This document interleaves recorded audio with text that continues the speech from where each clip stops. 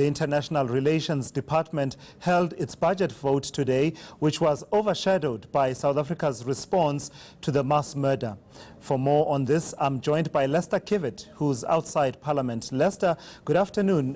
What a way for the new International Relations Minister, Lindiwe Sisulu, to deliver her first budget vote. And there's this massive international relations issue where South Africa has taken a decision to recall its ambassador to Israel. What has she been saying about the decisions and what informed that decision?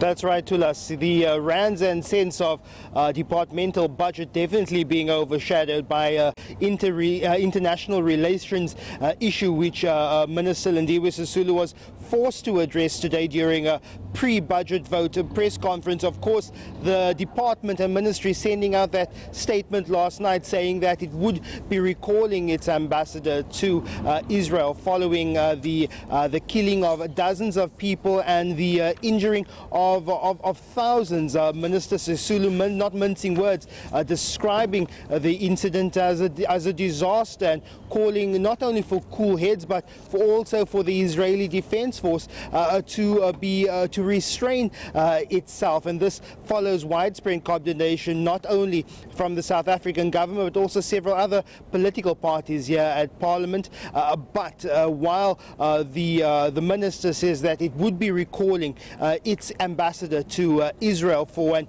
indefinite period, Lindiwe Sisulu says it will still be some time and it will be a matter of last resort before it calls the Israeli representative to Pretoria to a Durka office to be summoned and to explain the actions of the Israeli Defense Force. Yeah, and I think she was asked specifically about whether there are any intentions to, kick out the Israeli ambassador to South Africa. What did she say about that?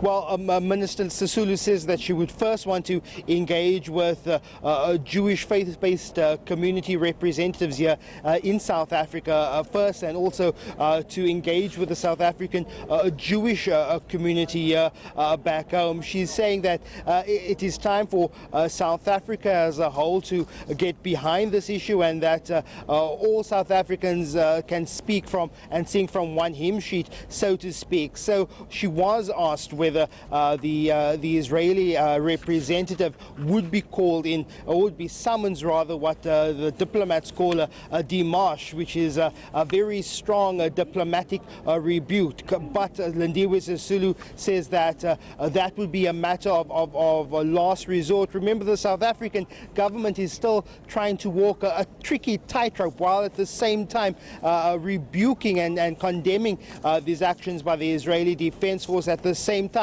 still trying to play on a global stage, still trying to remain strong allies with another of Israel's key partners, the United States. So anything that the Department of International Relations does goes with the thought of keeping that fine balance of standing with the people of Palestine and condemning any violence there, but at the same time not to overshadow that condemnation with unsettling the international balances, especially with its ally in the West, the United States.